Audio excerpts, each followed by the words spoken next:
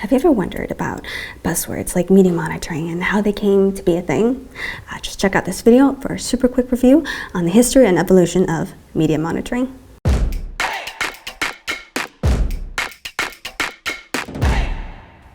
Hey guys, it's Jay from Brand24, and today I want to talk about media monitoring. So media monitoring, as we know it today, is the practice of monitoring the media for publicly available mentions of a specific topic or keyword.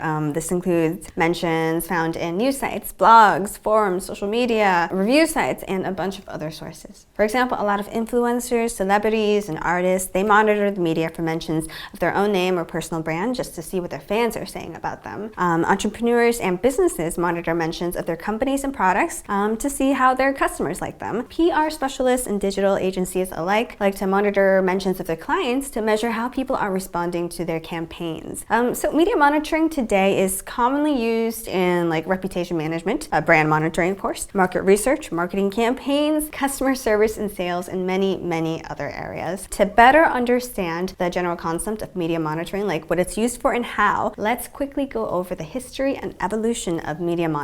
So first of all, media monitoring has always been a thing. It's just taken different forms during different stages of development. Back in the day, before the internet blew up, media monitoring was restricted to print media, and it was known as press clipping. That's because it was mostly about people looking through like newspapers, the press, for mentions of themselves so that they could clip the articles. In fact, this is how the first media monitoring or press clipping agency came to be established back in 1852 by a Polish news agent based in London. When Romejko observed that a lot of actors, musicians, and writers were going through his inventory just to look for articles mentioning themselves, he realized that he could turn this into a really good business by providing a press clipping service. So almost 30 years later, another notable press clipping agency popped up. This one was based in Paris, and we can see the demand for media monitoring grow through the way that these agencies started to develop their services. Now, while Romejko's agency in London would provide his clients with newspapers and publications that contained mentions of their name, Alfred Chery's agency in Paris would collect the individual articles containing these mentions and turn them into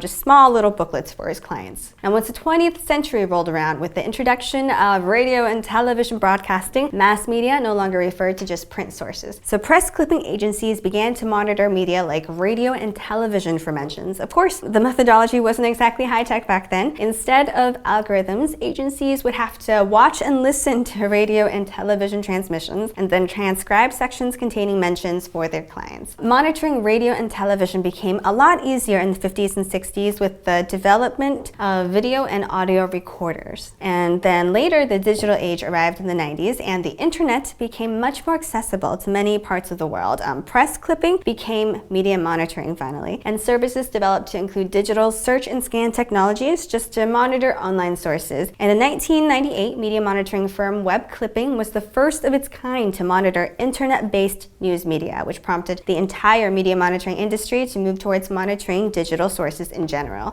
The development of the internet was a real catalyst of change for many industries, not excluding media monitoring. And according to a study conducted by IBM a couple years ago, 90% of all the data in the world was created in a span of just 2 years. That's how quickly information moves on the internet. Finally, in the 21st century, in response to a growing demand for more data and more analytics, we saw the launch of some of today's top media monitoring tools, such as Brand24. Apart from monitoring mentions, tools like Brand24 also provide advanced sentiment detection, competitive analysis features, and much more. It's a far cry from the earlier forms of media monitoring that history has seen. Today, even academic institutions and scientists use media monitoring tools to study things like bias and objectivity in the media, along with a long list of other topics. And this doesn't even include how governments, schools, and other public entities practice media monitoring. Over the years, media monitoring has really evolved to meet the needs of a changing society. So previously, this meant monitoring print media for press clippings. Today, this means monitoring online news sites, the media, press, and lots of other sources of data. To get a better idea of what modern-day media monitoring entails, you can take a look at a media monitoring tool like Brand24. So I am going to throw a link to the Brand24 website in the video description just below,